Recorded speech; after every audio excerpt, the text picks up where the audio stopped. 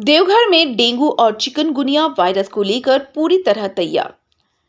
बेहतर स्वास्थ्य सुविधा मुहैया कराने के लिए डीसीडी अस्पताल का किया निरीक्षण। ब्लड बैंक में ब्लड की उपलब्धता की जानकारी मिलेगी ऑनलाइन।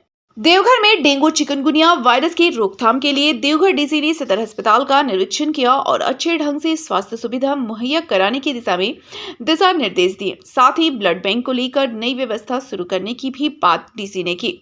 डीसी ने बताया कि ब्लड बैंक की समस्या एक बड़ी समस्या है और ब्लड बैंक में कौन सा ग्रुप कितना उपलब्ध है कौन सा नहीं, इसका प्रॉपर पता लोगों को नहीं चल पाता है और इमरजेंसी में लोगों को ब्लड भी उपलब्ध नहीं होता।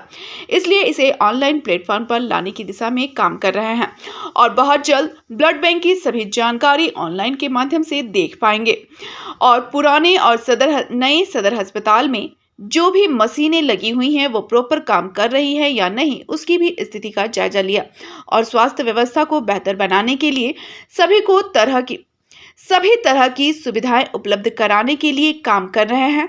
साथ ही कहा कि आम जनता को डायलिसिस को लेकर किसी तरह की परेशानी ना हो, आसानी से सुविधा उपलब्ध हो, उसका भी निरीक्षण किया। पीछे दो कारण हैं। एक तो आप जैसा जान रहे हैं कि डेंगू और चिकनगुनिया के जो मरीजों की संख्या वो बढ़ रही है। अभी बारिश का मौसम अभी तक कंटिन्यू कर रहा है, जिसकी वजह से जो एडिस मॉस्किटो है उसके काटने से संक्रमण बढ़ रहा है।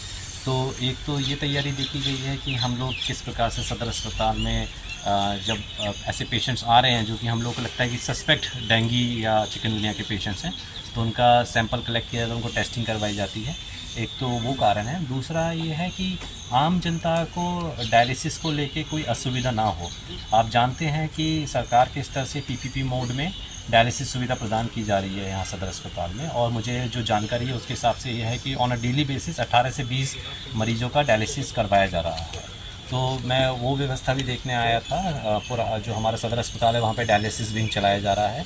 तो वो व्यवस्था देखी है। दूसरा, आम जनता के हिसाब से ही उसको सुविधा को देखते हुए हम लोग चाहते हैं कि हमारा जो ब्लड बैंक है वो बहुत सुचारू रूप से चलता रहे। तो ब्लड बैंक अभी भी पुराना सदर अस्पताल कैंपस में चलाया जा रहा है और वहाँ पे हम लोग का प्रयास ये है कि उसको कैसे इम्प्रूव कर सकते हैं ताकि जितने भी पेशेंट्स को आवश्यकता है ब्लड की, उनको समय पे पेशेंट को ब्लड दिया जा सके।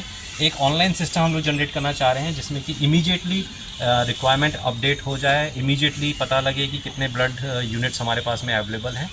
और उसके साथ साथ आयुष चिकित्सा को लेके भी सरकार के कुछ प्रस्ताव हैं, उनके लिए भी हम लोगों को बिल्डिंग और जमीन को चिन्हित करना है, तो उसके लिए कार्य किया जा रहा है। सर, आयुष में मेरे को जानकारी हुई है कि एक तो हम लोगों को पंचकर्म चिकित्सालय बनाना है और ये जो पंचकर्म योजना है इसके अंतर्गत सभी ब्लॉक में आयुष के अंतर्गत जैसे आयुर्वेद, यूनानी और आपका जो बाकी होम्यो है, इन सब चीज़ों को लेते हुए हम लोगों को स्पेशली हर ब्लॉक में एक प्रकार की सुविधा दी जाएगी। तो इस पर अभी हम लोग काम कर रहे हैं। आज यहाँ पे आए हैं तो यहाँ पे भी हम लोग को आयुष पंचकर्मा यूनिट के लिए जो जमीन चिन्हित की गई है वो मेरा निरीक्षण किया गया है, उसी भी आगे कार्रवाई की जाएगी। सर, सदर पास अभी जानकारी नहीं है, मैं पता कर लेता हूँ सिविल सर्जन से, क्योंकि इसी प्रकार से जैसे RT-PCR मशीन भी हमारे पास में आई हुई है जिससे अभी टेस्ट करना था लेकिन टेस्ट नहीं किए जा रहे हैं।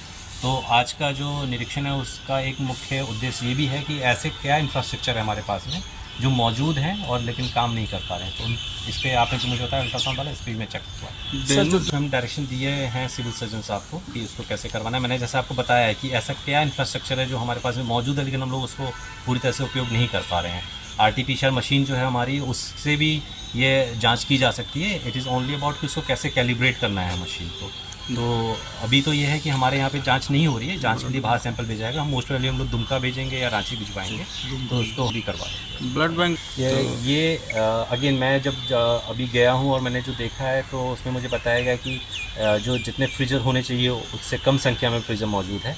इसका भी मैंने बोला है कि अपडेटेड रिपोर्ट में आज शाम तक दे देंगे, तो आगे हम लोग उसमें डायरेक्शन देंगे। सर, सदर अभी तो मेरे द्वारा उसका निरीक्षण नहीं किया गया है, बट आपने जानकारी दी है, पहले से ही मेरे संज्ञान में आया है, क्योंकि सदर अस्पताल से जस्ट लगा हुआ पोस्टमार्टम हाउस है और वहाँ पे ये समस्या हमेशा से इसके बारे में शिकायत मिलती रहती है। हम लोग कोई ऐसा अच्छा सॉल्यूशन निकालेंगे इसका। और मेरा अगेन स्ट्रेस वही रहेगा कि हम लोग अभी गैप फिलिंग देख रहे हैं कि हमारे यहाँ पे गैप्स क्या हैं और उसको कैसे हम लोग पूरा सुचारू रूप से करवा सकते हैं। Thank you.